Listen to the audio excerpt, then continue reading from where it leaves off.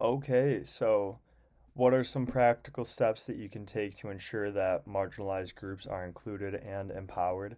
Um, One of the biggest things that you can do is to make sure marginalized groups are included and empowered is literally just actually listening to them. A lot of times decisions about communities are made without input from the people who are directly affected.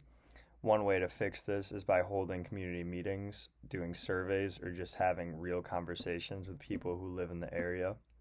But listening isn't enough. You have to act on what people are saying. For example, if residents are worried about being pushed out due to rising rent, then there should be policies in place like rent control, affordable housing requirements, or community land trusts to make sure that they can stay. Another way to empower marginalized groups is by making sure they have access to resources and opportunities. This can mean things like offering financial support to small businesses owned by longtime residents, helping renters become homeowners through programs that assist with down payments, or making sure that there are laws in place to prevent like evictions that are unfair. It's also really important that these groups have to have a say in decision making. If people from marginalized backgrounds are in leadership positions, like on housing boards or local committees, then their voices will actually be part of the process instead of being ignored. The goal isn't just to give them a seat at the table, but to make sure that they have real power in like shaping their communities. How would you approach conflict between community groups with conflicting goals or values? Um, when there's conflict between different community groups with different goals or values, the first step is actually to bring people together to talk. A lot of times, conflicts get worse because people assume the worst about each other instead of actually listening. Creating a space where both sides feel heard, whether it's a community meeting, a meditation session, or even just a small group discussions, can help clear up misunderstandings and find common ground. It's important to focus on shared interests rather than just the things people disagree on. For example, if one group wants to bring in new businesses and another is worried about gentrification, the solution might be working on policies that support local businesses instead of just bringing in outside investors.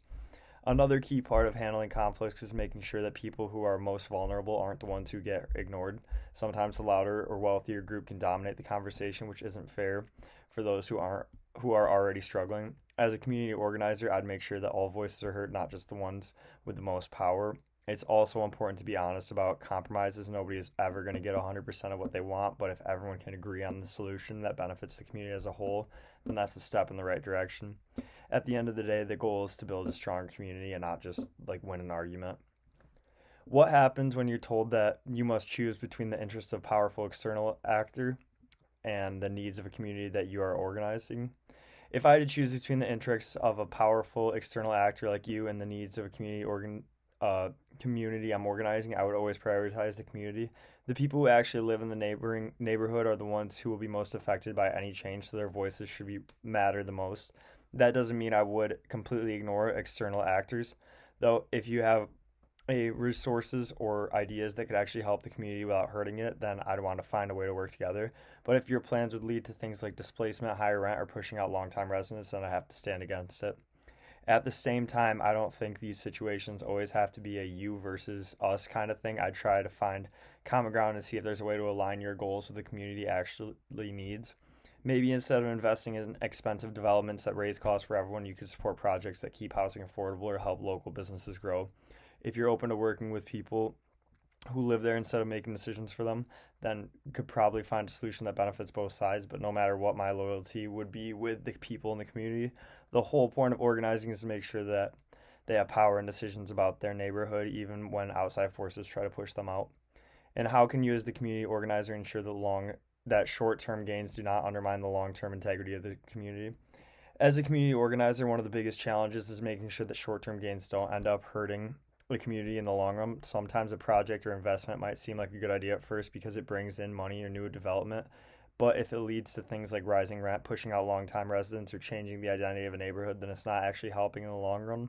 To prevent this, I would focus on solutions that create stability instead of just quick fixes. For example, instead of just bringing in outside investors to build expensive apartments, we could push for affordable housing requirements, rent control, or community land trusts so that people who aren't focused force out when prices go up.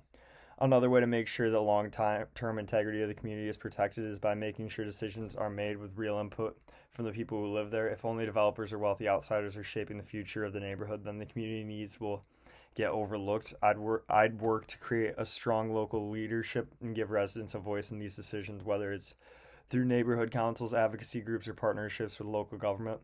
It's also important to think ahead and not just focus on what seems beneficial right now. A project that looks good today might have consequences that aren't obvious until years later. That's why the goal should always be to build a community that is sustainable, affordable, and welcoming to those people who already call it home.